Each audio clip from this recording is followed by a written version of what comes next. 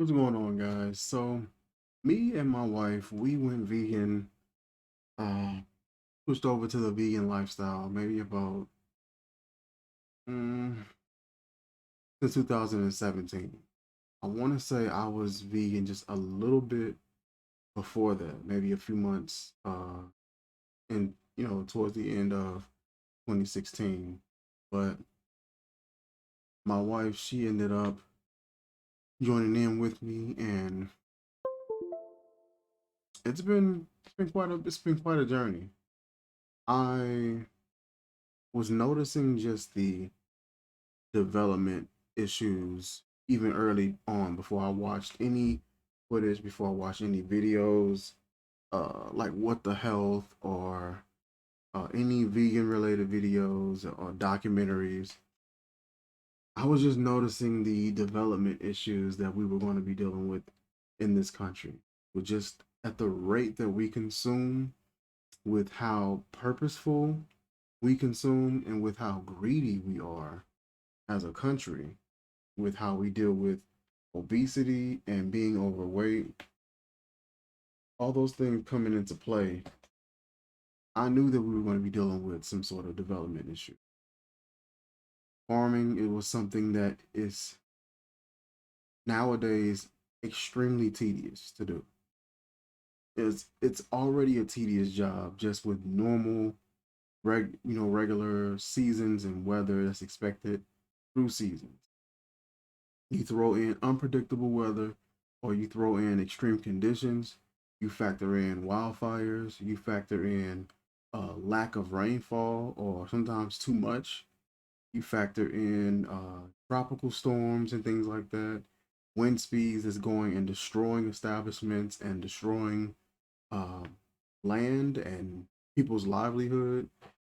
Trying to farm the traditional way is become so tedious that a lot of ranchers are projecting to not really be able to have up to 65% of their land that they can use for agriculture, within the next couple of years.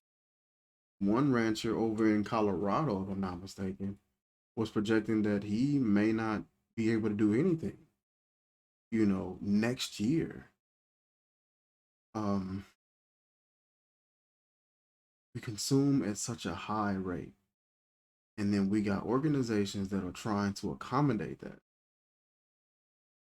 You got organizations that were participating in deforestation and trying to create more land so they can graze cattle and be able to produce livestock and to sell it to put it into the market because the demand for it is just insane. There's no way that we can consume at the rate that we're consuming, which is an increasing or an alarming, increasingly, you know, high rate. We can't continue to consume at that rate and expect everybody else to be able to sustain that level of production. That the level of production cannot meet our level of consumption. Um, we're dealing with a water crisis in the northwestern and western region, in areas like Arizona and Vegas, and areas in those regions that depend on you know water and that water source for a lot of the power that's going and being generated into those cities. And you got some cities that have lost about 25% of its power source. You have ranchers that are just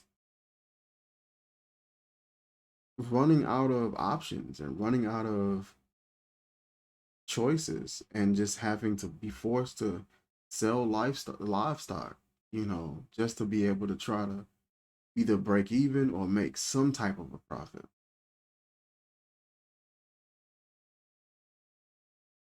And a lot of us are just blind to that. All we know is what we want. We want to go on vacation. We want to travel. We want to do this. We want to do that. We want to eat what we want. We want to go out here. We want to go to the steakhouse. We want to. We just want what we want, and most of the things that we want are just forms of escapism. Not to escape. Just we just want to escape the day to day agony, going to work, working for somebody, being at work for all types of hours of the day, having to adhere to different responsibilities and obligations and deadlines. And so people just want to escape. Food has been people's escape and even mine forever. And one thing that this country is really good at is creating a lot of drama that feeds into that form of escapism. That's why Netflix and all these different streaming platforms are benefiting from all this. People hear the news, they see what's going on in the world, and they just get tired mentally and they just check out and they just want to escape. People are tired of dealing with all the drama. So you know what? Let me just go and get something to eat. Let me go and watch my favorite show. Let me go and put it on this form of entertainment. Let me go and turn on this video game. And we all have our methods of escapism.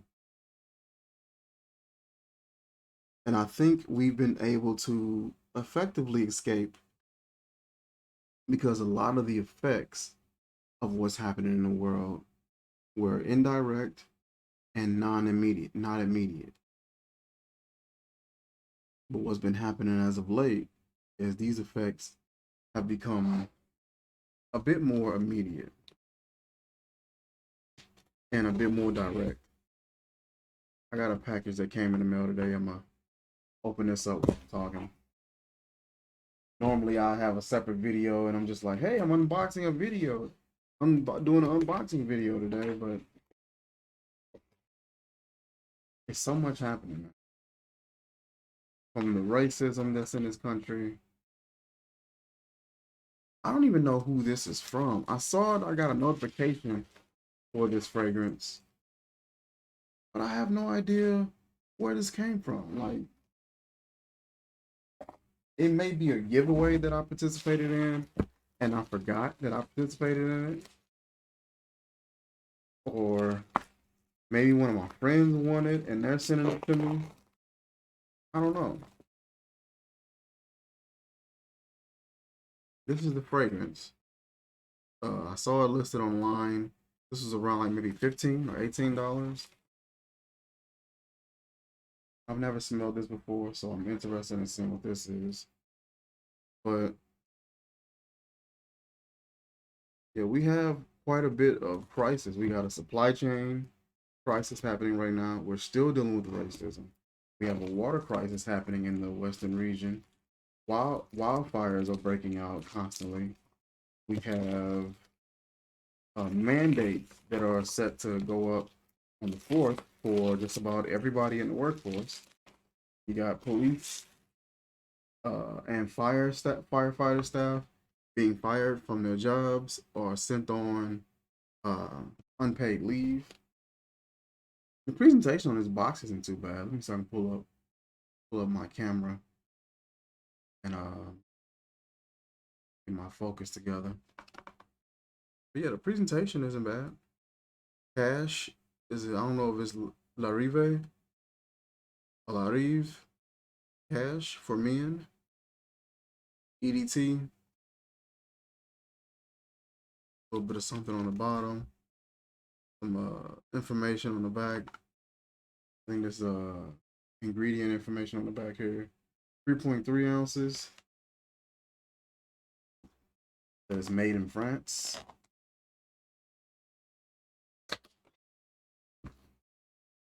To me, fragrance was a form of escapism. And I've been making videos in regards to not hiding behind the atom, not trying to cover up what pain I may be dealing with, what issues I could be dealing with by just buying fragrances. This is the bottle here. Not bad looking bottle, kind of sort of basic and sort of simple. Got sort of this little top here with these ridges, these edges. Um, it's not too bad. Black and gold. The cap pops off. Holds pretty good. You got this on the back here. Oh no, that's the inside of that label. Actually looks pretty cool. I like that. Um, Let me try out the atomizer here. Decent atomizer. Grab a test strip if I can. Test this fragrance.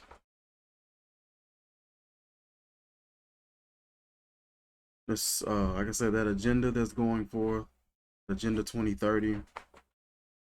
It is outlining all of those issues.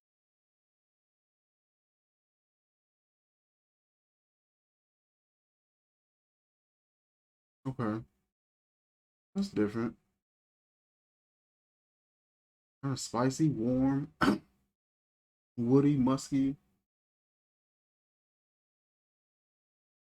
It's nothing too crazy. It's sort of basic. The way that it comes off to my nose. Got the gold and look like silver, or either it's a dark gold atomizer, but like a silver neck here. Kind of got like a gold colored juice. Try a little bit on skin. Got a little bit of info there at the bottom. Kind of sweet, spicy, musky, woody.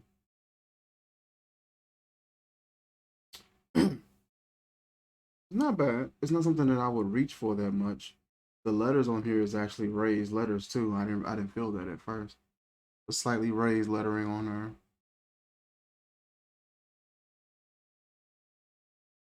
It kind of reminds me of.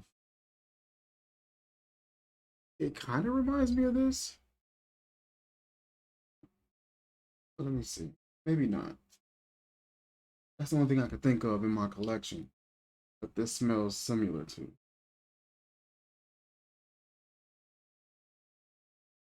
So this one is a bit sweeter, a little more refined, a little darker. But this reminds me of it though. This reminds me of this, the Mont Blanc Individual, and it also reminds me of Burberry. Reminds me of the Burberry. I want to say for him, the sort of brown colored juice one.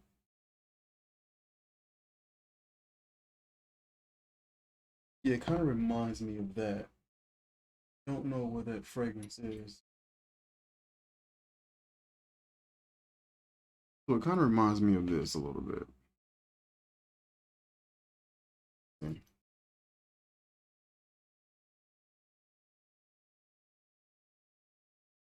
Yeah, that's what this reminds me of this here. This doesn't smell too bad. This just smells like a little bit more of a louder version. Because this can get pretty subtle. But it's not bad. It's just kind of basic. Um, but yeah, like I said, man, the agriculture industry is going to be completely affected by this. We've already have like genetically modified vegetables and certain crops that are GMO, but you're going to start seeing that probably more and more. It's going to probably be just more of the mainline or mainstream of crops and agriculture. Even the meat industry, in my opinion, is going to change drastically. And I've been hearing people talk about the push for meats that aren't necessarily coming from animals, because just the amount of water that it requires to run a ranch full of animals, full of livestock, is crazy. And so, if you are located on that western region, which a lot of farmers are, you're going to be struggling. because now they're having to monitor water and nearly ration it out. One of the things that's outlined in Agenda 2030, I forgot what number it is, but it is titled responsible consumption, responsible consumption and production. So that's speaking directly on what we're talking about. How much are you consuming, and how much are we able to sustainably uh, produce? And is this something that we can develop in a substantial way? And you seeing and hearing Biden talk more about innovating infrastructure and changing infrastructure, developing concrete that isn't necessarily made from the materials you know, that may be so cost effective, or may not be as cost effective, or may be a little more harmful to the environment. Looking for materials that are safe for the environment, cheaper, lighter, a bit more versatile, things like that. We're moving towards that more and more and more. We're moving towards an automated workplace, an automated shopping experience more and more. I'm going to different stores and seeing these automatic inventory checkers. I'm seeing the self checkout lines, and I'm seeing less and less cashiers. It's so many variables that goes into it.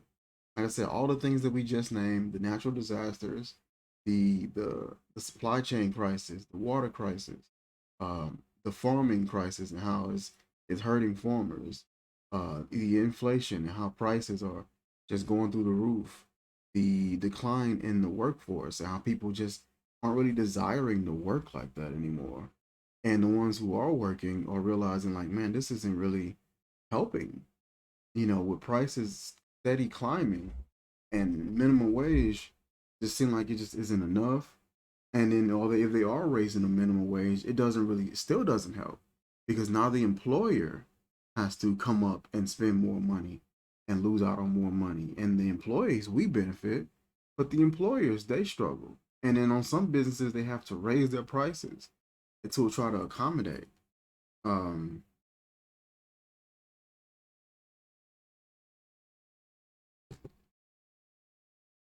some places have to raise their prices to try to accommodate for the increase in wage, and sometimes they may have to charge the customers on their end a bit more. Um, you starting to see places and restaurants charge more for the same portion of food, or charge they'll charge more for the same portion, or they'll charge the same and they'll drop the portion size.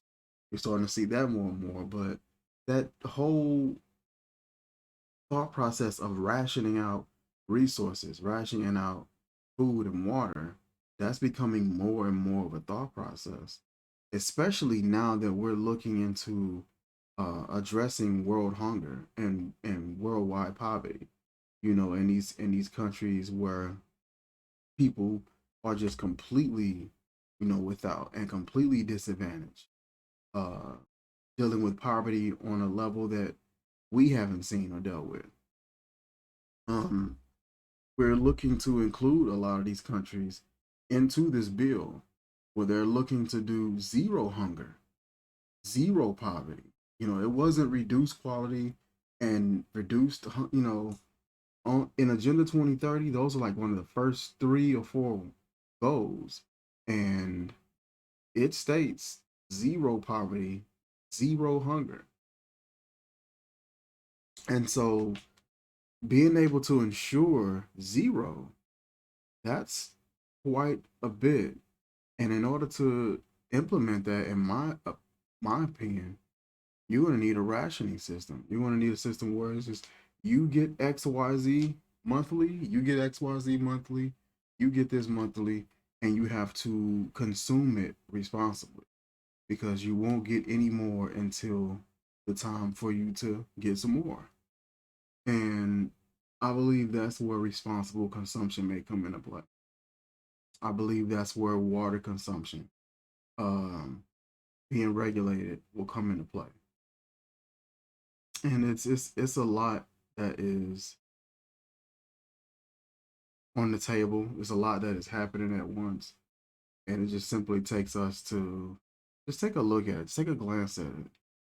You don't have to get caught up and bogged down with so many of the details, but simply just opening our eyes and taking a glance at what's happening can do wonders and open our eyes to a lot of things and help us to prioritize a little differently. Listen, that is it for this video. I just wanted to chit chat with you guys. Like I said, I got a little package here. It's pretty decent. Like a sweet, musky, woody sort of a scent. Not nothing too crazy. And remember to stay prayed up. Remember to take some time off and fast and spend time with God. Ask Him for guidance, leadership, understanding. Ask Him to open your eyes to things that you may have had your eyes closed to for so long. And yeah, that is it for this video. Like, comment, share, subscribe, and I will catch you guys soon.